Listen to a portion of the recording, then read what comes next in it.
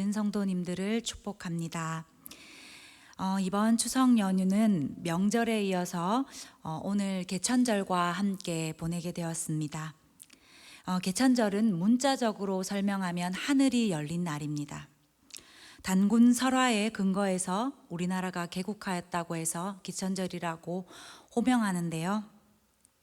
그러나 우리 하나님의 백성들, 그리스도인들은 대한민국이 하나님께서 세워주신 나라임을 확신하고 하나님을 제대로 잘 믿어서 세계의 제사장 나라가 되기를 오늘 더 간절히 기도해야 합니다.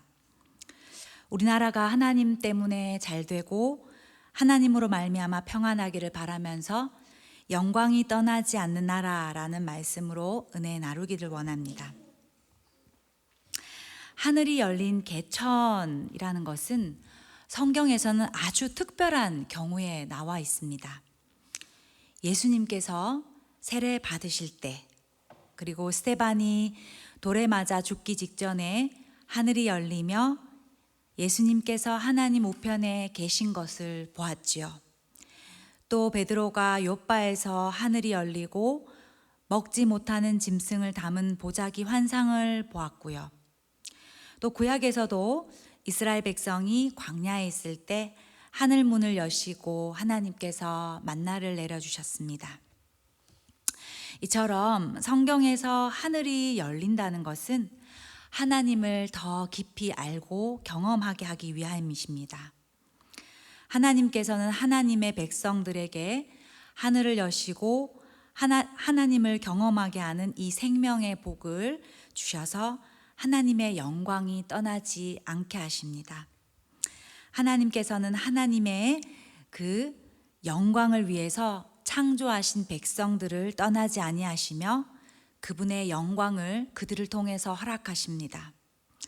하나님의 말씀대로 사는 사람, 그리고 하나님의 말씀대로 사는 가정, 하나님의 말씀대로 세운 교회를 비롯하여서 하나님의 말씀이 머무는 모든 곳에 하나님의 영광이 임하기를 원하시며 떠나지 않기를 원하십니다. 그러므로 이를 기억하시면서 오늘 본문 말씀을 좀 살펴보기를 원하는데요. 오늘 본문에 나오는 엘리의 아들들인 홈니와 비느하스는 하나님과는 정작 멀리 살았던 인물입니다. 그러나 이들은 블레셋과 전쟁을 하며 하나님의 궤를 앞세우면 그 전쟁에서 하나님께서 승리하게 하실 거라는 착각을 했습니다. 교만한 믿음, 잘못된 믿음을 가지고 있었던 거죠. 법궤를 전쟁터에 가지고 나간 자체가 하나님을 노엽게 하였고 하나님의 궤는 결국 전쟁에서 블레셋에게 빼앗겼고 엘리는 이 말을 듣고 넘어져서 목이 부러져서 죽었습니다. 그리고 그때 비느하스의 아내가 아기를 낳았는데 그 이름을 이가봇이라고 하며 영광이 이스라엘에서 떠났다라는 뜻의 이름을 아들에게 지어주고 그녀도 죽게 됩니다.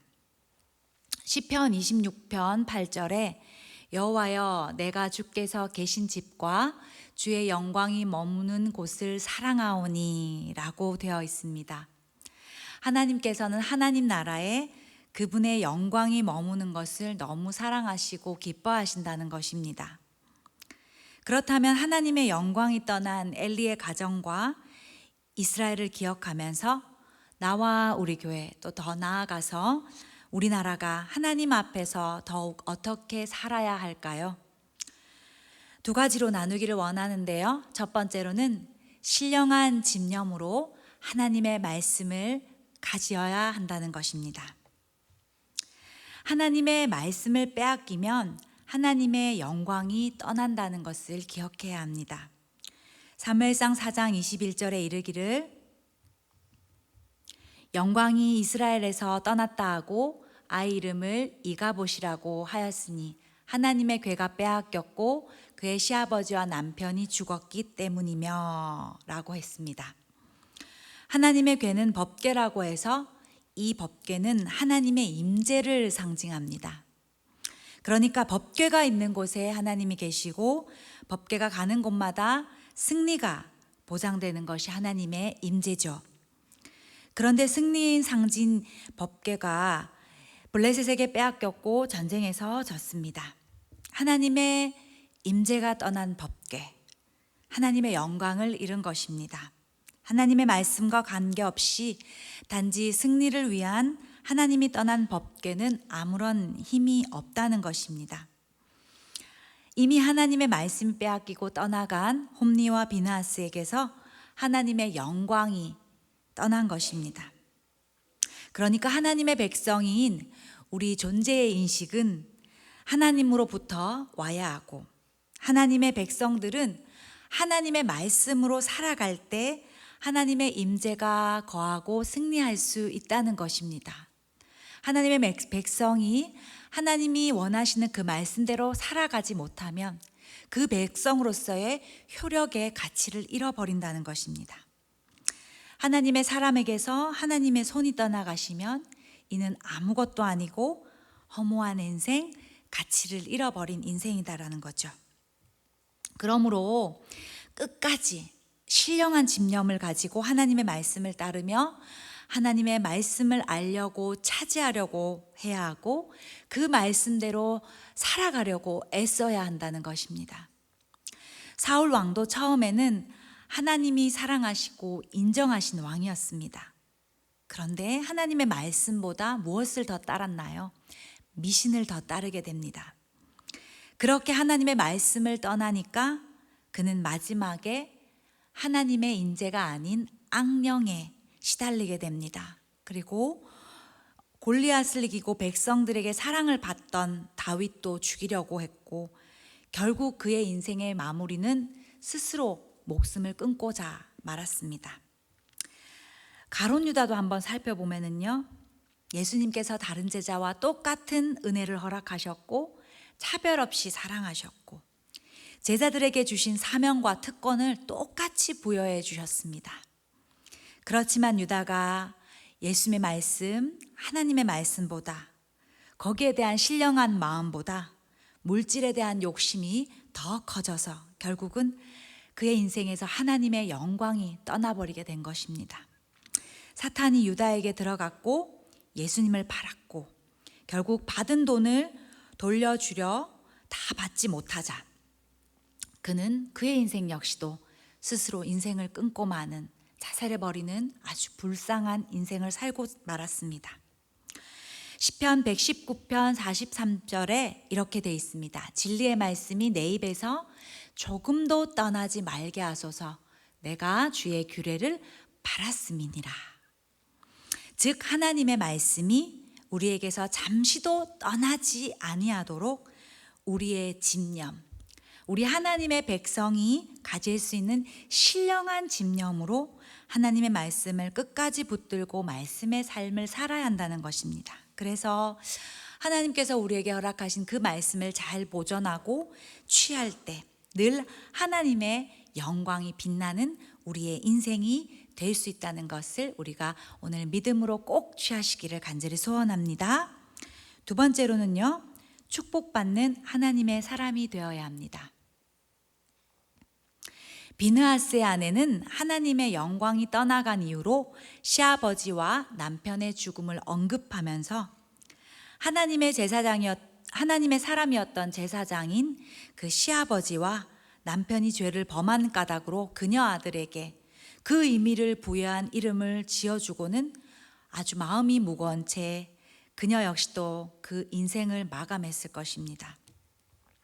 제사장 엘리의 집의 멸망은 제사장 가문 자체의 굴욕이었습니다. 그 가문 전체의 굴욕이었고요. 하나님을 섬기는 제사장의 두 아들은 성전을 더럽혔고 성전을 섬기던 여인을 희롱하였습니다. 하나님께 드릴 제사를 바르지 않게 하였고 백성들의 좋지 못한 소문과 충고를 무시하였습니다. 그렇게 그들은 하나님을 두려워하지 않았고 사람도 두려워하지 않았습니다. 이것은 그들에게 저주가 되어서 결국 하나님의 영광이 그들에게서 떠나가게 된 것입니다. 성경에서는 다른 복음을 전하는 자, 주를 사랑하지 않는 자, 우상 숭배하는 자, 교만한 자, 주의 일에 태만한 자, 악한 자, 열매 없는 자, 우상을 만드는 자, 그리고 주의 종을 저주하는 자.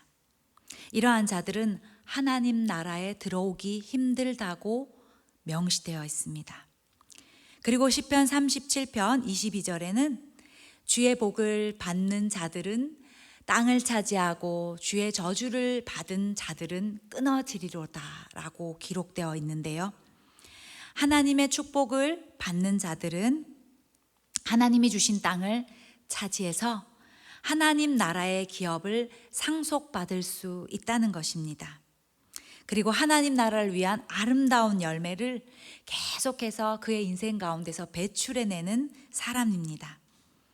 이렇게 하나님의 백성이 하나님께 축복을 받기 위해서는 매일매일 말씀대로 살기 위해 애쓰고 그것을 통하여서 기도로 또 심고 살고자 할 때 성령 하나님의 귀한 인도하심을 받을 수 있고 성령 하나님께서 말씀하시는 그것에 따라서 즉각적인 반응을 할 수 있는 사람이 바로 하나님의 축복된 사람입니다.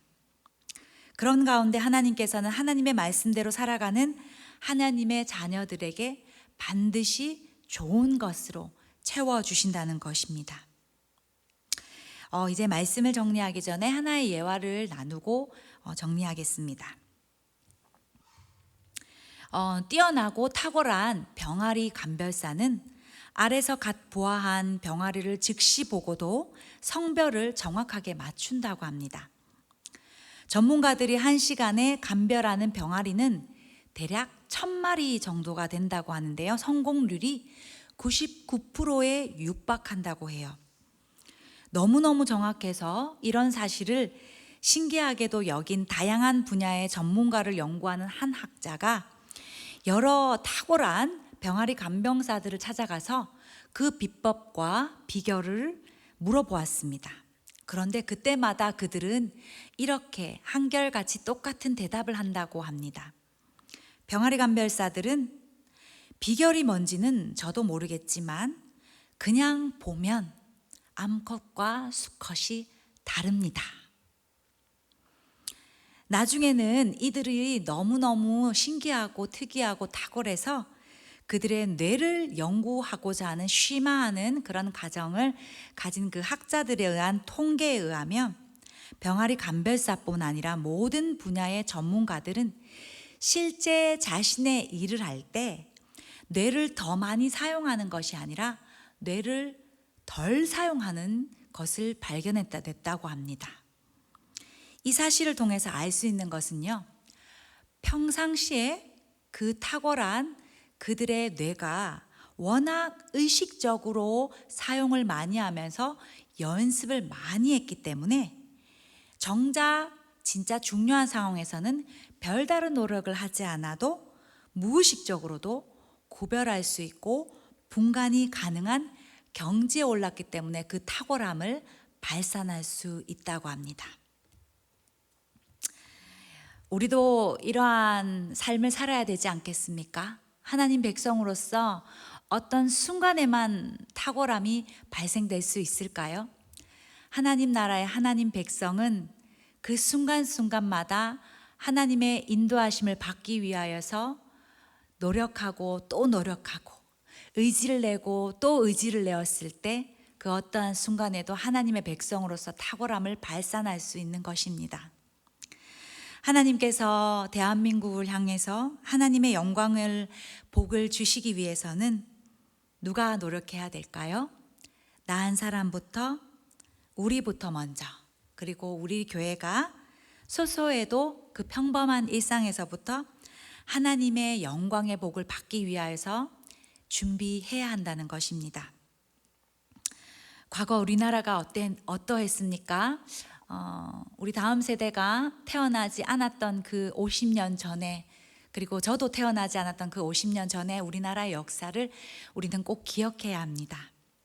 과거 비록 전쟁과 상처로 얼룩져서 지구촌 유일의 아직도 분단 국가로 남아있고 50여 년 전에 세계 최빈국이며 절망의 땅이었지만 이렇게 지금 세계가 부러워하는 부강한 나라. 연휴 기간 때 어떠하셨어요? 음식이 풍성하게 어쩌면 남아돌지 않을 정도로 저희들에게 먹을 것이 너무나도 풍족한 삶을 지금 누리고 있지 않습니까? 단실에 이렇게 급성장한 나라, 급부상한 나라. 이것은 바로 하나님의 축복이었습니다. 하나님의 꿈을 위하여서 우리나라가 세워졌기 때문입니다. 그렇기 때문에 이 놀라운 축복을 받았다는 이 사실에 오늘 감사하면서요, 우리는 거룩한 부담감과 사명감을 가지고 하나님의 영광이 떠나지 않는 사람, 그리고 우리 교회, 나아가 세계의 제사장 나라가 되기 위하여서 앞으로 우리의 믿음을 이 땅 가운데 우리가 먼저 심어야 할 줄 믿습니다. 하나님께서는 하나님을 사랑하고 하나님을 주신 말씀을 사랑하여서 하나님의 사람으로 살아내는 그 사람을 통하여서 하나님의 영광을 받으십니다. 하나님의 사람에게서 하나님의 영광이 떠나면 세상 사람에게 굴욕을 당합니다. 그렇기에 하나님의 영광이 작용되지 않는 하나님의 백성을 보면서 하나님께서는 어떠하실까요? 너무나도 슬퍼하시고 가슴 아파하시겠죠? 마지막으로 시편 85편 9절 말씀을 다 같이 한 목소리로 읽어 보실까요?